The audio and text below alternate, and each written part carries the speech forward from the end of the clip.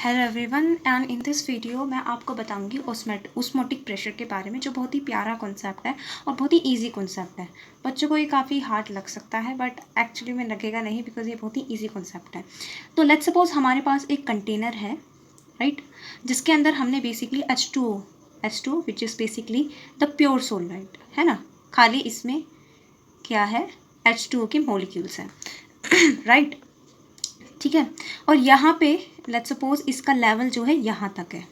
फिर हमारे पास दूसरा एक बीकर है जिसके अंदर बेसिकली आपका सॉल्यूशन है, यानी कि सोल्यूट प्लस सॉल्वेंट है, पानी भी है और उसके अंदर लेट्स सपोज ग्लूकोज मिला हुआ है, या फिर नहीं, ग्लूकोज नहीं मिला होगा क्योंकि ये बेसिकली एक कोलिगेटिव प्रॉपर्टी है। तो इसमें कोई भी नॉन वोलेटाइल, हम कहेंगे एक जनरल टर्म इस्तेमाल कर लेते हैं, नॉन वोलेटाइल सोल्यूट इसके अंदर बेसिकली मिला हुआ और इसका लेवल बेसिकली इतना है।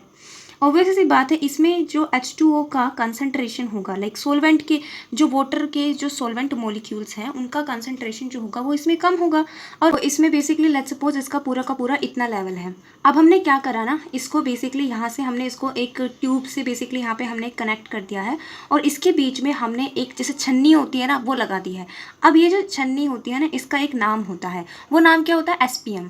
इसका जैसे आपने 9th क्लास में बायोलॉजी में पढ़ा होगा, सेमी परमिएबल मेम्ब्रेन के बारे में, जो कुछ ही चीज़ों को बेसिकली अलाउ करती है अपने अंदर आने के लिए। इसी तरीके से ये इसका भी एक फंक्शन है, वो फंक्शन क्या है वो मैं आपको बताती हूँ। इसका ये फंक्शन है कि ये सिर्फ और सिर्फ सोलवेंट के पार्टिकल्स को ही अलाउ करती है अपने थ्रू पास होने से, ठीक है। जो सोल्यूट, इसमें जो सोल्यूट के पार्टिकल्स हैं, जैसे कि मान लो ग्लूकोज है, वो काफ़ी बड़ा पार्टिकल है जो कि इसके थ्रू से पास नहीं कर सकता। ये सिर्फ सोलवेंट के मॉलिक्यूल्स को ही अलाउ करती है अपने थ्रू पास करने के लिए। और इसी प्रोसेस को अब चूँकि यहाँ पे देखिए, यहाँ पे पानी के जो मॉलिक्यूल्स हैं वो ज़्यादा है और यहाँ पे पानी के मॉलिक्यूल्स कम हैं, तो यहाँ से फ्लो करेगा, पानी के मॉलिक्यूल्स यहाँ से फ्लो करेंगे। इसी प्रोसेस को हम क्या बोलते हैं, ऑस्मोसिस बोलते हैं, राइट। अब देखिएगा ध्यान से, ये देखिए ये इतना लेवल चढ़ चुका है। यहाँ पे जब पानी फ्लो करेगा, जब यहाँ पे पानी फ्लो करेगा तो यहाँ पे देखिए इतना लेवल, लेट्स सपोज यहाँ पे इतना लेवल जो है बढ़ चुका है। लेट्स सपोज ये जो है H हाइट तक चला गया है। अब आप फिजिक्स में एक चीज़ पढ़ी थी आपने 11th क्लास में, जो कि हाइड्रोस्टेटिक प्रेशर के बारे में, वो क्या था कि प्रेशर इज इक्वल्स टू में ρHg, है ना। इसका डेरिवेशन आपको पता होना चाहिए, अगर नहीं पता है तो मैं कोशिश करती हूँ यहाँ पे बताने की। देखिए प्रेशर क्या होता है, फोर्स पर यूनिट एरिया, ये होता है। तो अब ये देखिए इसके ऊपर क्या लगेगा, मास इनटू में ग्रेविटी, क्योंकि एक्सेलरेशन नीचे की तरफ है, एरिया, राइट। अब मास की जगह पे मैं क्या लिख सकती हूँ, रो इनटू में वॉल्यूम, ग्रेविटी, एरिया। अब ध्यान से देखिएगा, ये जो नीचे का एरिया है और उसको मैं H हाइट से मल्टीप्लाई कर दूँ तो मेरा वॉल्यूम बन जाएगा A इंटू में V, I am extremely sorry, A into में H G divided by A।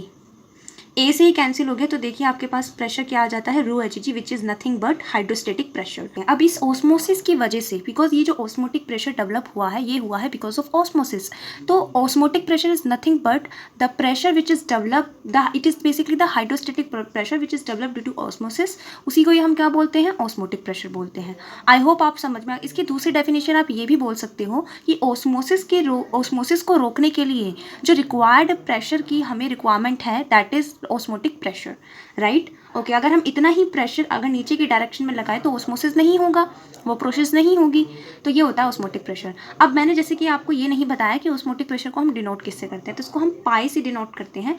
And अब मैं इसके फॉर्मूले की बात करती हूँ, लाइक फॉर डाइल्यूट सोल्यूशन, क्योंकि हमने पढ़ा है ये कोलिगेटिव प्रॉपर्टीज़ में कि कोलिगेटिव प्रॉपर्टी किस चीज़ के लिए डिफाइंड है, लाइक कंडीशंस हमने पढ़ी है कि आपका सोल्यूशन डाइल्यूट होना चाहिए और जो सोल्यूट आप उसमें ऐड करोगे वो आपका नॉन वोलेटाइल होना चाहिए। तो यहाँ पे हम लिखेंगे कि फॉर डाइल्यूट सोल्यूशन के लिए कि जो ये ऑस्मोटिक प्रेशर होता है वो डायरेक्टली प्रोपोर्शनल होता है कंसंट्रेशन की। अब कंसंट्रेशन यहाँ पे क्या है, एग्जैक्टली मोलैरिटी है, या which is number of moles in 1 litre of solution. 1 litre of solution में कितने नंबर ऑफ मोल्स है वो होता है मोलैरिटी, ठीक है। अगर इसमें इसको हटाऊंगी प्रोपोर्शनैलिटी को, तो यहाँ पे एक कॉन्स्टेंट ऑफ प्रोपोर्शनैलिटी आएगा which is nothing but RT, तो ये हो जाएगा CRT। यहाँ पे R क्या है, यूनिवर्सल गैस कांस्टेंट। अब देखो इसकी बहुत सारी वैल्यूज़ होती है, जैसे 8.3, 8.314 जूल पर मोल केल्विन, और एक होती है बेसिकली आपकी 2 कैलोरी पर मोल केल्विन। तो आपको कौन से वाली वैल्यू इस्तेमाल करनी है, तो आपको इस्तेमाल करनी है 1/12। ये मैंने फ्रैक्शन वाली आपको बताई है। वैसे इसकी वैल्यू अगर हम देखें तो 0.0821 होती है ना। और किस में होगी, ATM होगी, वो होगी ATM लीटर पर मोल केल्विन। अब ये तो आपको फॉर्मूला तो पता चल गया, पाई इज इक्वल्स टू में CRT। अब इसकी मैं आपको एक एप्लीकेशन बता देती हूँ। एप्लीकेशन इन द सेंस, मतलब ये जो ऑस्मोटिक प्रेशर होता है इसका हम जनरली इस्तेमाल करते हैं मोलर मास कैलकुलेट करने के लिए, प्रोटीन्स का, पॉलीमर्स का, और बहुत सारे जो मैक्रोमोलिक्यूल्स होते हैं तो उनका मोलर मास पता करने के लिए हम ऑस्मोटिक प्रेशर का इस्तेमाल करते हैं। अब आपका क्वेश्चन ये होगा कि हम जो हमारा RLVP होता है या फिर डेल्टा TF या डेल्टा TP होता है, यानी कि बॉइलिंग पॉइंट हो गया या फिर जो डिप्रेशन इन फ्रीजिंग पॉइंट हो गया और एलिवेशन इन बॉइलिंग पॉइंट हो गया, तो इनसे भी तो हम बेसिकली मोलिकुलर जो मोलर मास है वो पता कर सकते हैं ना, प्रोटीन्स का, पॉलीमर्स का। लेकिन हम ऑस्मोटिक प्रेशर का क्यों इस्तेमाल करते हैं? वो इसलिए क्योंकि ये जो होता है वो टेम्परेचर पे डिपेंड नहीं कर रहा, ये हम किसी भी टेम्परेचर पे कैलकुलेट कर सकते हैं। इसी वजह से हम ऑस्मोटिक प्रेशर का इस्तेमाल करते हैं to calculate the molar mass of macromolecules. ठीक है, तो ये आपको पता होना चाहिए इस चीज़ के बारे में। तो बस यही